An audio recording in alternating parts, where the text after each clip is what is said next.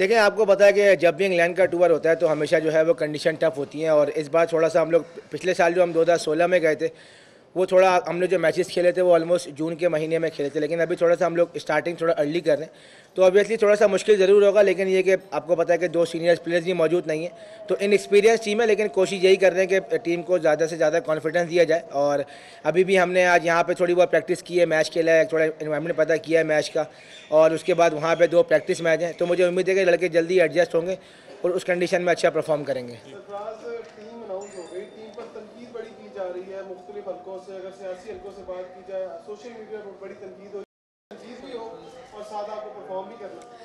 देखिए, ऐसा प्रेशर नहीं होता, सबकी यही कोशिश होती है कि बेस्ट से बेस्ट टीम बनाए, और जाहिर सी बात है कुछ लड़के सिलेक्ट होते हैं, कुछ लड़के नहीं सिलेक्ट होते, तो ये तो आपको पता ये चलता रहता है हमेशा से, तो इसमें ऐसी कोई वरी करने वाली बात नहीं है। और कोशिश यही होती है कि हर लड़के को टीम में सिलेक्ट करें। रिक्वायरमेंट होती है कि 15 से 16 लड़के ले जाएं, 15 की इजाज़त होती है, फिर बोर्ड से रिक्वेस्ट होती है कि यार एक आध कोई 16 लड़का कर दें, तो इसमें बड़ी प्रॉब्लम होती है कि आप बेस्ट से अच्छा लड़का जो है उसको टीम में सिलेक्ट करें। लेकिन ऐसा कोई बात नहीं होती कि लड़के सिलेक्ट हो गए तो इस बार अगली बार सिलेक्ट हो जाते हैं, तो ऐसी कोई वरी करने वाली बात नहीं है। अल्लाह ताला का शुक्र है, अच्छी सिलेक्शन हुई है और मुझे उम्मीद है कि टीम अच्छा परफॉर्म करेगी। जो सिलेक्शन हुई है उसमें फवाद आलम नहीं सिलेक्ट हुए और उसकी तनकीद सिर्फ और सिर्फ चीफ सेलेक्टर या सिलेक्शन कमेटी पर हुई है, क्या आप भी उस सिलेक्शन में उनके साथ थे? जरा क्लियर करें। देखिए, जब भी टीम सिलेक्ट होती है तो सबकी राय शामिल होती है, उसमें ऐसा नहीं होता कि जैसे अगर आप देखें तो हमारे 4 सिलेक्टर्स हैं और एक कोच एक कैप्टन, तो सबकी राय इसमें शामिल होती है। ऐसा नहीं होता कि किसी की राय नहीं शामिल होती है, और सबकी इत्तेफाक़ी राय से टीम बनती है। तो मैं नहीं समझता कि ऐसी कोई चीज़ है कि सबकी राय से और सबकी मशावरत से टीम बनी है।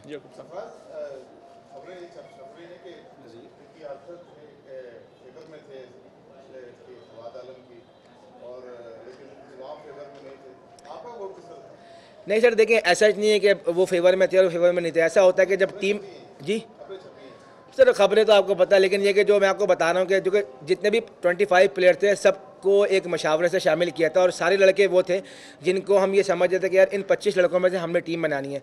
तो देखें, ये तो होता है कि कोई लड़का टीम में सिलेक्ट हो जाता है, कोई नहीं होता, लेकिन ऐसी कोई बात नहीं है कि ये लड़का सिलेक्ट नहीं हो पाएगा दोबारा, तो ऐसा नहीं है।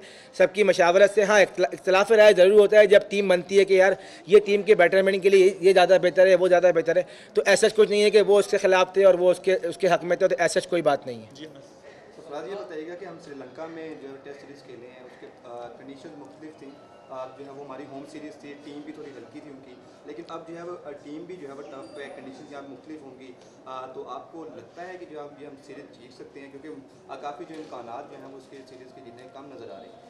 नहीं देखिए जी, होप्स बहुत ज़्यादा आई हैं और मुझे उम्मीद है कि हमारी टीम अच्छा परफॉर्म करेगी। नए लड़के हैं और वो चाहते हैं कि हम बड़े लेवल पे, बड़े प्लेटफॉर्म पे परफॉर्म करें। तो जिस तरीके से मैंने बताया कि अभी हमारे वहाँ पे जाके 2 प्रैक्टिस मैच हैं, फिर आयरलैंड से हमारा टेस्ट मैच है, तो मुझे उम्मीद है कि इंशाल्लाह लड़के जिस तरीके से अपनी हार्ड वर्क कर रहे हैं, बैटिंग में, बॉलिंग में अपने स्किल्स को बढ़ाने की कोशिश कर रहे हैं, तो मुझे उम्मीद है कि इंशाल्लाह हम उस सीरीज़ में अच्छा परफॉर्म करेंगे।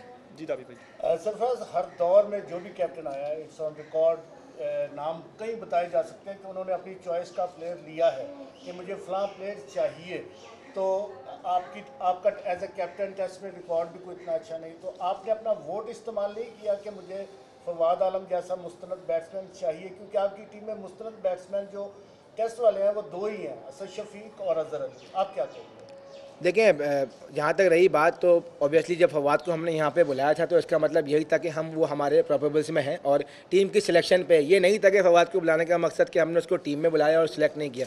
तो जैसा कि बात है कि सब लड़कों को नेट पर देखा, सबकी परफॉर्मेंस देखी और हमने कोशिश यही की जो बेस्ट पोटेंशियल वाले लड़के हैं या जो भी अच्छे लड़के हैं उनको कैंप में बुला के फिर एक 15 की एक अच्छी टीम बनाई जाए।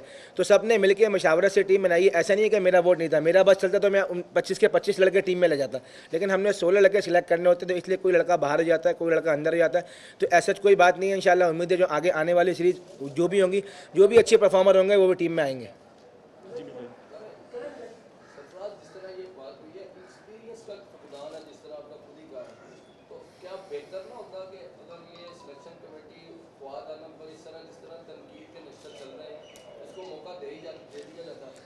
नहीं देखिए, बिल्कुल ऐसी बात नहीं कि अब जाहिर सी बात है, फवाद आलम ने जो टेस्ट मैच खेला वो 2009 में खेला था। तो अगर आप वैसे जो प्लेयर देखें, वो जितने भी प्लेयर हैं, फवाद आलम भी सीजन प्लेयर हैं, डोमेस्टिक में अच्छी परफॉर्मेंस करते हुए आ रहे हैं मुसलसल। और हमने जो भी प्लेयर्स वो भी टीम में लिए हैं वो भी सीजन प्लेयर हैं, वो भी कंटिन्यूसली। उस्मान सलाउद्दीन को हमने कैरी किया है, साद अली भी पिछले अरसे चले आ रहे हैं। तो कोशिश यही की जो लड़के टीम में साथ चल रहे हैं उनको कैरी करें। यूसुफ भाई।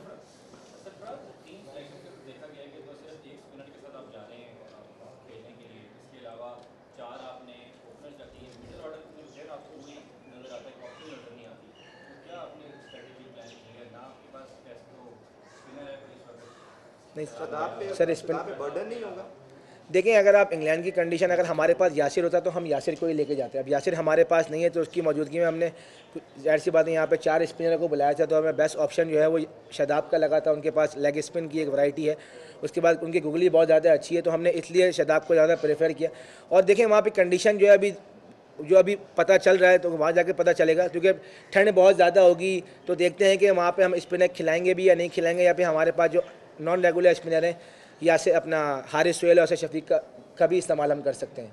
जी दरीस। सरफराज, एक तो आयरलैंड के खिलाफ पहला टेस्ट है, कंडीशंस काफ़ी टफ होंगी। आयरलैंड की टीम आप समझते हैं कि पाकिस्तान को टफ टाइम देगी? और दूसरा, फवाद आलम की टेक्निक में कोई इशू है आप समझते हैं जिसकी वजह से आप उसके साथ जो उसकी सिलेक्शन मिडल ऑर्डर में ना हो? नहीं बॉस, मैंने पहले ही बताया ना, कोई ऐसा इशू नहीं है कि टेक्निक का इशू है या कोई दूसरा इशू है। मैंने बताया कि जितने भी लड़के थे वो सब यहाँ पे इसीलिए बुलाए गए थे कि उनको पाकिस्तान टीम में सेलेक्ट करना है। कोई भी लड़का ऐसा नहीं था इन 25 लड़कों में कि जिसको सिर्फ बुला के कैम्प करवाना था। तो मैंने बताया ना कि जितने भी लड़के हैं वो इस वक्त स्क्वाड का हिस्सा हैं, चाहे वो 25 हो, चाहे वो 16 हो। वो अभी नहीं आएंगे तो अगली सीरीज़ में आ जाएंगे, लेकिन ऐसे कोई बात नहीं है कि टेक्निक का इशू है, कोई मैनेजमेंट ने ये बात बोली हो, किसी सिलेक्शन कमेटी ने। सबकी यही कोशिश यही होती है कि एक पाकिस्तान की बेस्ट टीम बने, तो किसी के प्लेयर में कोई फॉल्ट नहीं है, सारे प्लेयर अच्छे हैं, सब पाकिस्तान के लिए खेलते हैं। आज नहीं खेलेंगे तो कल ज़रूर खेलेंगे पाकिस्तान के लिए। और आयरलैंड में देखें, आयरलैंड की अपनी होम कंडीशन में और वो टीम जो है वो स्ट्रॉन्ग टीम है, और जो हमने उनके प्लेयर्स देखे हैं वो रेगुलर काउंटी सीजन प्लेयर्स हैं, तो मुझे उम्मीद है कि उनसे मैच बहुत अच्छा मैच होगा। जी लास्ट क्वेश्चन।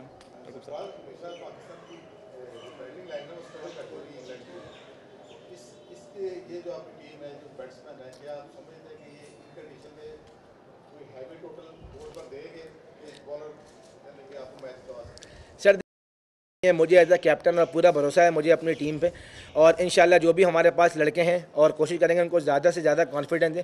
और हमने एक अपना टारगेट बनाया हुआ कि अगर हमारी पहली बैटिंग आती है और हम कोशिश ये करेंगे कि अगर 300 प्लस रन हम कर जाते हैं तो हमारी बॉलिंग में इतनी कैपेबिलिटी है कि हम उस मैच को पकड़ सकते हैं।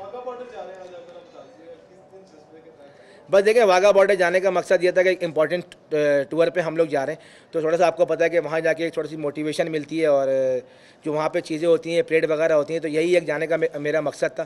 तो इसी वजह से आज हम पूरी टीम लेके वहाँ पे जा रहे हैं, थोड़ी मोटिवेशन लेके जाएँ। Thank you.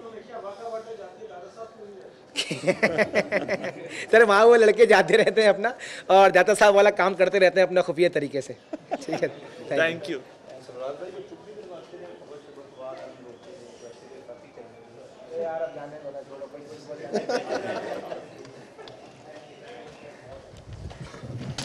चलो भाई, पैकअप करो भाई।